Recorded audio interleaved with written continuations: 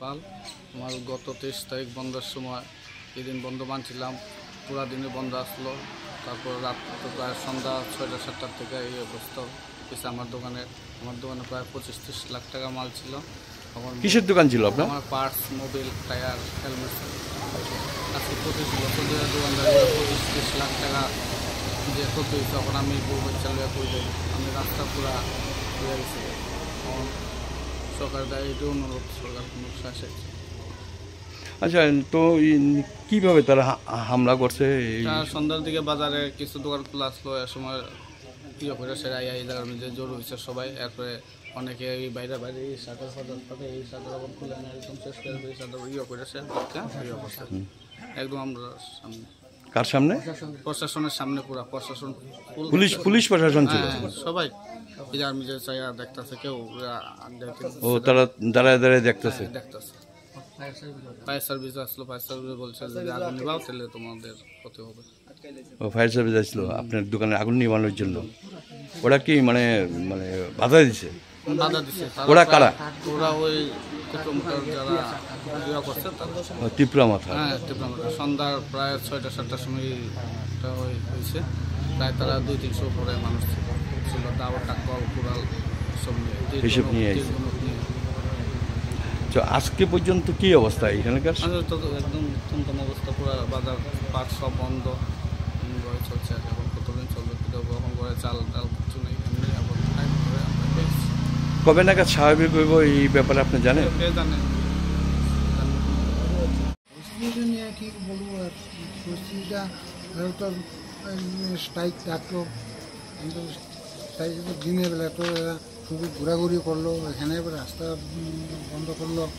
তারপর এই ঠিক সন্ধ্যা 5টার সময় তারা একটা পিকেটিং নিয়ে বেরিল বাজার দিয়ে।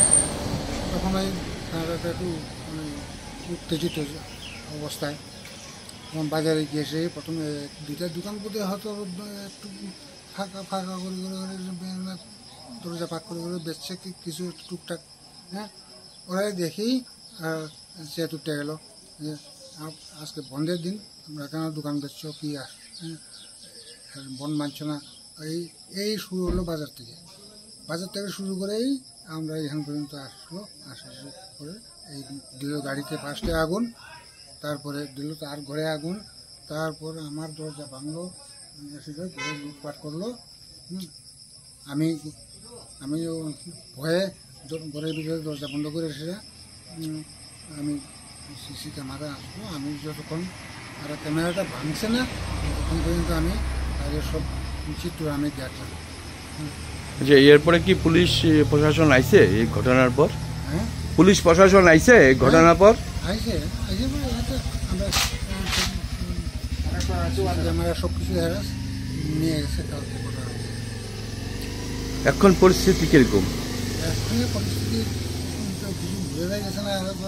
মানে 163 হাজার জারি করা আছে এখন পর্যন্ত, যার ফলে রাস্তাঘাটে তো লোকজন চলাফেরা করতে পারতেছে না। প্রাইভেটরা খুব কম নামতেছে বাজারে। বাজার বন্ধ? বাজার তো বন্ধ। আচ্ছা, বাজার খুলতে সাহস পেয়ে গেছে না। বাজার কমিটিরও বাজার খোলার মতো কোনো নির্দেশ দিতে পারতেছে না।